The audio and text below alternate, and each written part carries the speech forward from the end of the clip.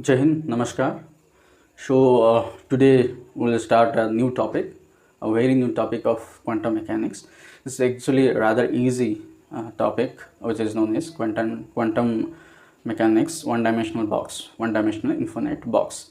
Well, before getting started with that, I should recorrect myself to call it a box, okay? Because there's a per box we need certain boundaries. Well, it is boundaries, but it is in one dimension, just in one dimension. Okay, so let's talk about, okay, one more thing. There is a two aspects of this topic. So for the first thing, we will discuss asymmetric, well, not we'll say asymmetric, not a symmetric potential. And in another topic, we will cover a symmetric potential of that one-dimensional box, and there will be, we'll discuss a parity, okay, because that is a parity, role of parity results with a certain even and odd dimension respectively, the wave function we will get in that particular problem. Okay, so is basically one-dimensional box, quantum one-dimensional box, and it's look like this. Okay, so it's just a one-dimensional box, unless we have 0 to a, okay, is dimension, because it's just one dimension. Particle will goes like this and this like this. So here before 0 and after a, we have a infinite potential over here like this. Okay, so it just can be look like this, like this, think me, I am a quantum particle and this is a wall, okay, and I'm trying to push it, and I cannot penetrate light. So in this way, if there is a particle, quantum particle, it can move like this, and there is a barrier. By colliding that barrier, it will bounce, and again will collide, and again rebounds, and it will it's a trap of the particle within this point 0 to a. So I think you have heard about the solutions of this equation. Okay, let's first solution of this equation. So we have the what we say, Schrodinger equation, time independent Schrodinger equation, delta x square. So x square, because there is only one dimension. So let's say psi, and there is a potential term which is 0. Okay. So what do you mean by zero potential? If there is a zero potential, is a particle is free to move between any point, okay, so it's basically if a particle is in free space, you should remember that its momentum, what I would say, well, by the Heisenberg's uncertainty principle, either x should be defined accurately, or momentum should be defined accurately. So for for the plane wave solutions, okay, or just a free particle, its momentum is accurately defined, that you should remember. Okay, so we will discuss about it later on. So again, so the potential over here, the potential is 0, which is equal to energy of the system inside. Okay, so as you can see, delta square, delta x square, if I would take it over here, that will be a negative, again coming to be positive, so 2me by h cross square psi equal to 0, and take it put it over as k square. Okay, because k is a wave vector, there is a constant, why don't a, why not alpha? Because k we predefined as a wave vector, and actually it is defined to be this, like this. So 2me by h cross equal to k square, so that e will be h cross square k square by 2m, and there is such value of k which is quantized, that we will obtain by this using of a boundary conditions. Okay, so let's proceed with this. So delta square psi delta x square plus k square psi equal to 0, and actually we know that what would be the solutions.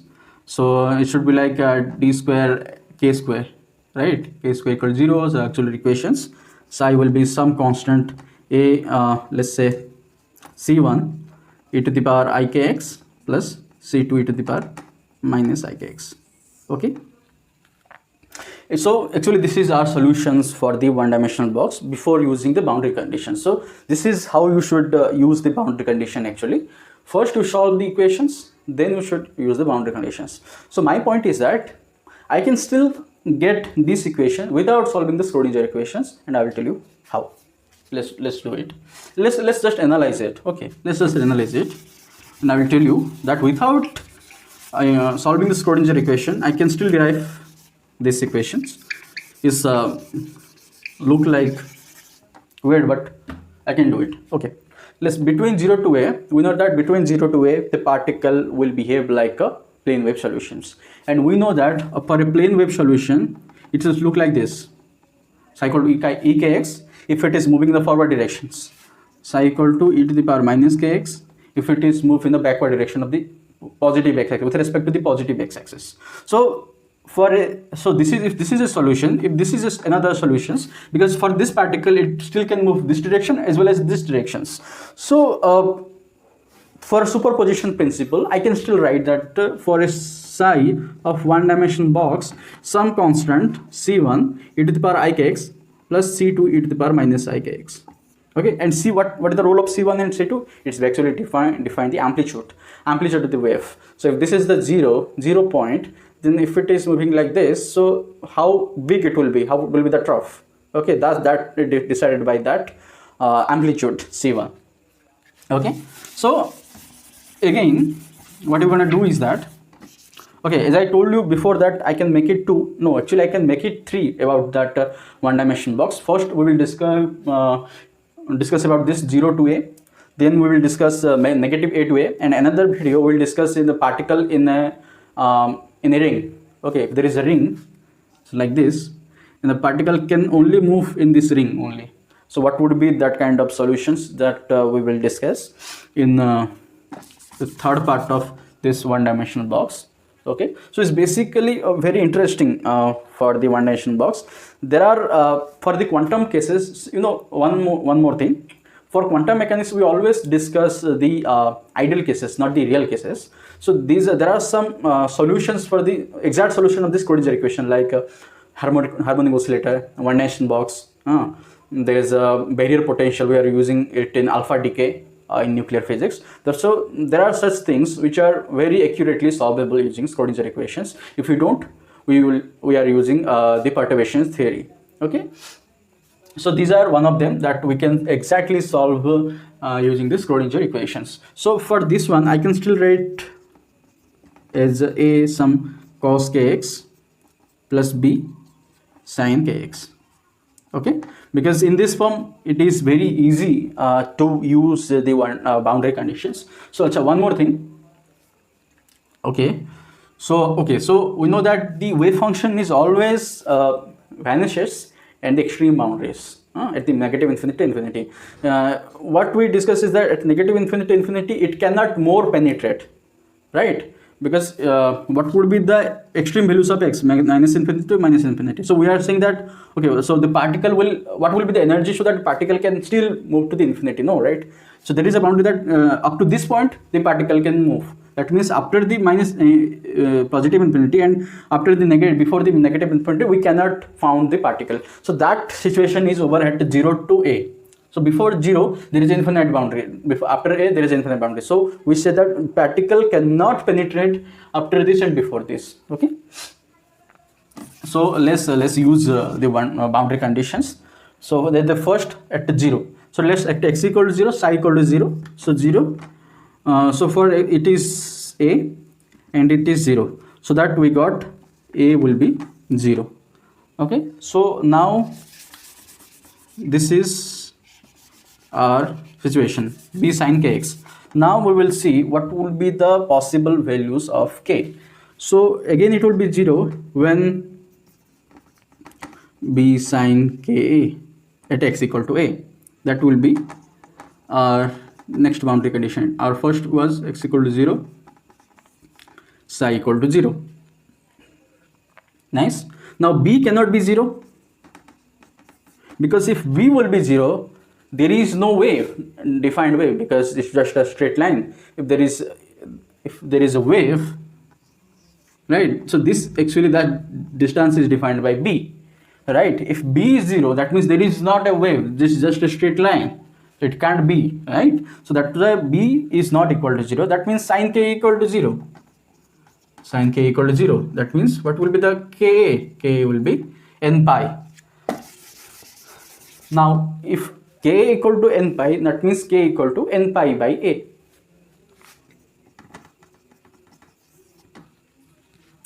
So at least we got our wave functions. Okay, as I told you that for the energy, what we have, E equal to h cross square k square by 2m.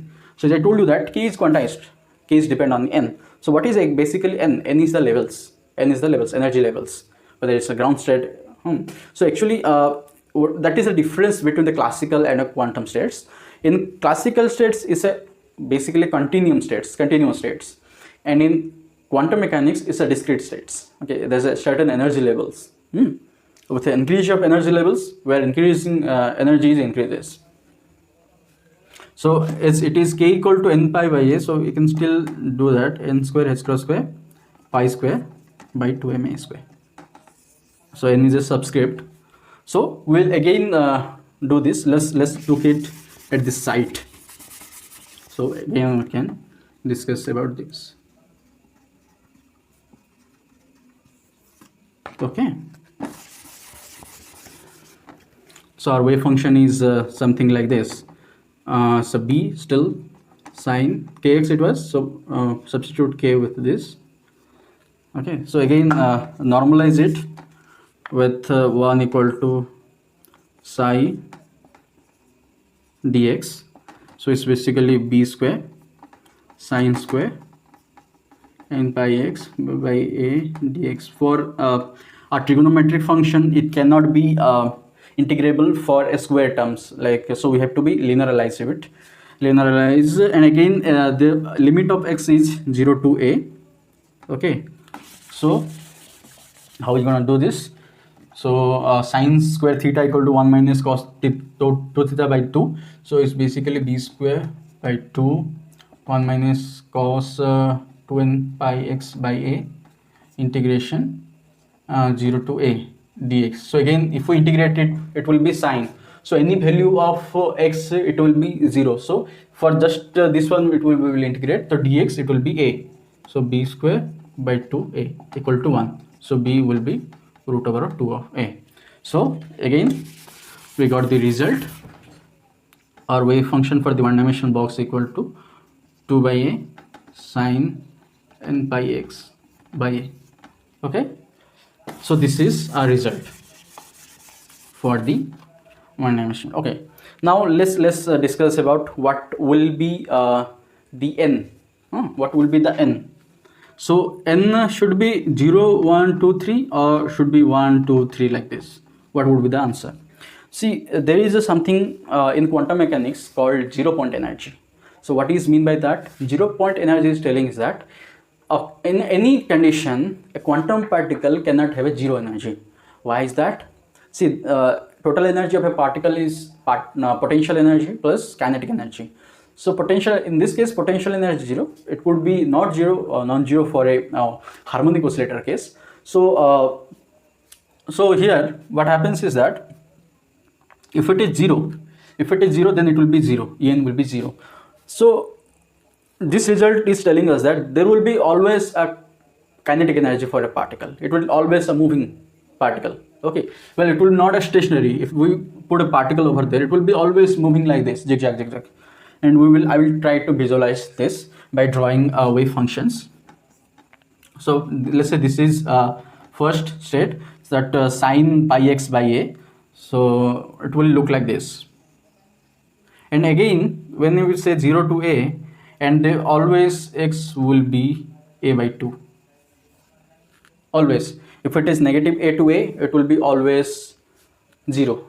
Right? This will be the mean, because at that point a by 2. Now the question arises that if this question was asked me by a professor in TIFR Hyderabad for the one-dimensional harmonic oscillator case, but it is already it is also applicable to this case also. I am saying that if I am making like this, is it telling that the one dimension, the ground state did degenerate? There is one state this, there is another state this, or we are looking the same problem in other way around. So the solution is, the answer is, we are looking at the problem in other way around. How? Because this one actually it is moving like this, it is oscillating with a frequency omega, because what we are arriving is just a space part, there is a time part, right, minus en t by h cross, right? So this is basically omega, right? This is basically omega. So here the omega is actually telling us that the frequency of the revolutions. Okay, so here this, the pi, the phase is 0, here the phase is pi, so it is not actually degenerate. Okay, so this is basically how it look like the ground state. For a first excited state, it will look like this. Okay, sorry, I was very bad at drawing. Or it could be look like this, because it's still is flipping around. This is same omega, it is flipping. So what it is telling is that for a ground state, it is very likely to be found, the probability to be found over here.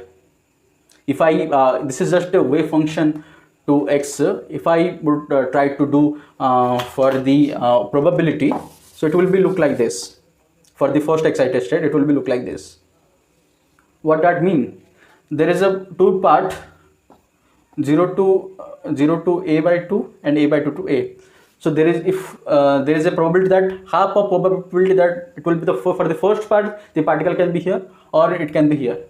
So there is a half probability over can be here and half probability that particle can be here. So similarly for the nodes, number of nodes, for example for the ground state there is 0 node, for the first exciter there will be 1 node. So there will be just like n minus 1 nodes for n states. You can see this, yes, n minus 1 nodes for n states. Okay, so this is roughly I can tell you about this one-dimensional box. Okay, I think there are some points which are very much new to you, so I'm sure that you took notes of it, and in the next we will discuss about this is very much this problem, but in a symmetric potential, and we'll see that how a parity operator is crucial for that systems. And let me remind again such things that you see the results of this one is the same as this one. The difference is that there will be like even odd systems for this case, that case. Okay, so we will discuss on that. If I left something over here, I will add to that part also. Okay, so this is it, today's discussions. So let me know in the comment section that is there any point I missed over here, and is there any point you didn't understand. So let me know in the comments below, and I will try to reply you. Okay, or you can connect me through the email. Okay, so we'll stop over here. Jai Hind.